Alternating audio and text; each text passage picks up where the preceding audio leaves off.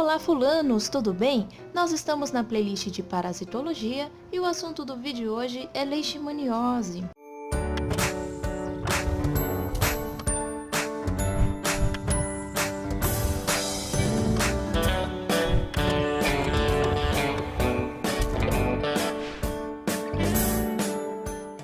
Eu sou Natália, a fulana que vos fala, estudante de biomedicina. Quem é o agente etiológico da doença leishmaniose? Nós temos vários agentes etiológicos dessa doença, mas eu vou comentar aqui com vocês apenas alguns, porque realmente são muitos os agentes etiológicos que podem causar essa doença. Todos eles são protozoários, então nós temos Leishmania brasiliensis, Leishmania guianensis e Leishmania amazonensis. Eu coloquei aqui para vocês entre parênteses a palavra Viania em dois deles e a palavra Leishmania no último aqui. Eles são divididos em dois subgêneros, que é o subgênero Viania e o subgênero Leishmania. Então fica aí mais de curiosidade para vocês essa informação sobre a morfologia deste carinha, então, deste protozoário. Ele tem duas formas predominantes, a forma amastigota e a forma promastigota. A forma amastigota é a forma que fica no interior da célula.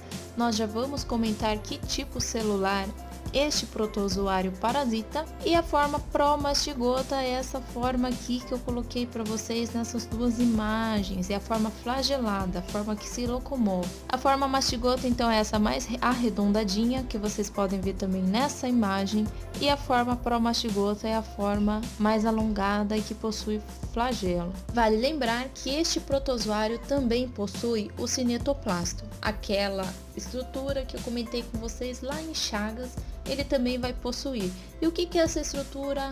Qual é a função dessa estrutura? Ela também tem material genético. Então, além do núcleo, ele tem esse cinetoplasto que acopla material genético também. Quem é o vetor da doença? O vetor é um díptero e aqui no Brasil o gênero que vai causar a doença é o Lutzomia. No Velho Mundo nós temos um outro também causador, denominado Plevotomus. Não sei se é assim que se pronuncia. Infelizmente a fulana aqui vai ficar devendo essa para vocês. Mas tá aí na telinha para vocês acompanharem como que se escreve pelo menos. Mas aqui nas Américas, especialmente no Brasil, que vai ser o vetor do parasito é o Lutzomia. E sobre o vetor Lutzomia, o díptero que eu comentei com vocês, a fêmea faz o repasto sanguíneo e no momento em que ela corta com as mandíbulas dela o tecido subcutâneo da pessoa ou do mamífero, enfim, é o momento onde são inoculadas as formas promastigotas que estavam no intestino dela, que estavam ali no seu interior. Vamos ao ciclo biológico desta doença então, uma doença de muita importância. A gente vai conferir depois no diagnóstico, no tratamento, o quão importante essa doença é. Mas aqui no ciclo, nós temos um homem que está contaminado, que foi infectado com o protozoário parasita. No sistema mononuclear fagocitário, também conhecido como macrófagos e afins, é aonde esse protozoário vai ficar, é onde ele vai se instalar. Isso por quê? Porque ele entra no organismo da pessoa como promastigota. O macrófago vai vir no mecanismo de defesa e vai fagocitar esse protozoário. No momento em que ele fagocitar esse protozoário, ele vai colocá-lo num fagossomo. Esse fagossomo vai se unir a um lisossomo, vai formar um fagolisossomo. Algumas literaturas chamam isso de vacúolo parasitário ou parasitóforo, mas é a mesma coisa. E aí, lá dentro disso, se ele continuar como um promastigota, ele vai ser facilmente destruído. Mas ele pode se transformar, neste momento em que ele está dentro do macrófago, ele pode se transformar em amastigota. No momento em que ele se transformar em amastigota, ele começa a ter mecanismos para fugir dessa destruição do macrófago. E aí ele acaba sendo resistente e se multiplica. O amastigota é a forma que ele vai se multiplicar por divisão binária também. Então ele vai se multiplicar muitas e muitas vezes dentro deste macrófago e ele pode acabar rompendo a membrana desta célula onde ele se hospedou, que é aqui a lise, a quebra, o rompimento dessa célula faz com que ele saia novamente, como promastigotas novamente, que podem novamente parasitar um outro macrófago, e assim vai, até que o mosquito palha ou birigui, que é o nosso Lutzumia, pode fazer o repasto sanguíneo nessa pessoa que está contaminada, vai lá, pica a pessoa para conseguir o sangue dela e acaba se contaminando também com o parasito que estava circulando ali. Ele pode tanto acabar ingerindo macrófagos contaminados, como eventualmente ele pode ingerir promastigotas que estavam circulantes também. E no intestino deste vetor aqui, que é um vetor biológico neste caso, o parasito estará na forma promastigota, e quando ele for novamente fazer a sua hemofagia, ele vai contaminar um novo hospedeiro. E esse hospedeiro não é somente o homem. O hospedeiro definitivo deste parasito não é somente o homem. O hospedeiro definitivo pode ser também outros mamíferos, como por exemplo o cachorro, a raposa, o gambá e assim por diante. Existem alguns mamíferos que este parasito consegue ter como hospedeiro definitivo, mas como hospedeiro intermediário é o tal do mosquito palha que eu mostrei para vocês aqui na figurinha, que é um díptero. Nós temos algumas formas clínicas da leishmaniose. E elas são divididas em dois grandes grupos, que é a leishmaniose visceral, que a gente vai falar daqui a pouquinho, e a leishmaniose tegumentar. Dentro desse grupão de leishmaniose tegumentar, a gente tem também outras subdivisões que vão facilitar no momento do estudo. Existe a leishmaniose cutânea, que vocês podem ver, por exemplo, nessas duas primeiras imagens, uma não ulcerada e a outra ulcerada já.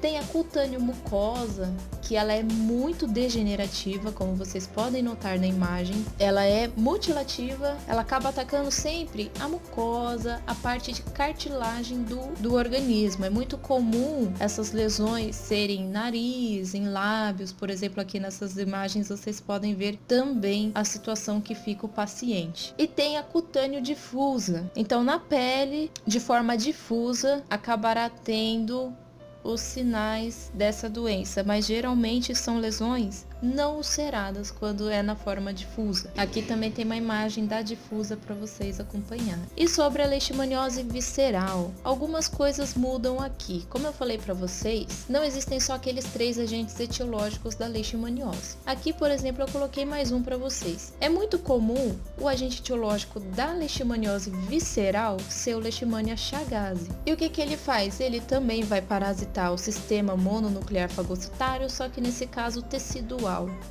Então, ele vai ter uma afinidade maior por fígado, linfonodos, baço e medula óssea do indivíduo parasitado, por isso que ela é visceral. E aí os sintomas são vários.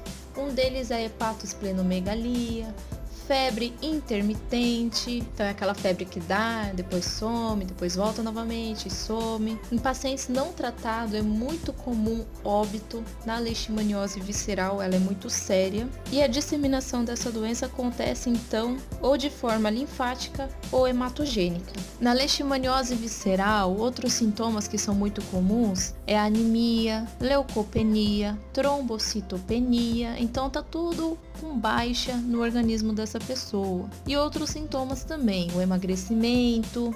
Por que eu coloquei essas imagens bonitinhas aqui para vocês? Depois de tantas imagens fortes que a gente viu. Eu comentei com vocês que não é somente o homem que é parasitado, mas outros mamíferos, como também o cachorro, a raposa, etc. O que acontece? A raposa e o cachorro acabam se tornando reservatórios dessa doença. A raposa se torna um reservatório silvestre e o cachorro se torna um reservatório doméstico. Por isso que muitas vezes, quando se descobre que o cachorrinho tem leishmaniose, ele acaba sendo sacrificado para não ser um reservatório. Mas existe tratamento também, embora seja um tratamento bem complicado, ainda existe tratamento para o cachorrinho também, mas na maior parte dos casos ele terá de ser sacrificado. É uma situação triste, uma doença séria, por isso que a gente tem que tomar bastante cuidado. O controle é feito principalmente por proteção individual, como mosquiteiro, repelentes, redes, telas de proteção, e construção de casas longe das florestas.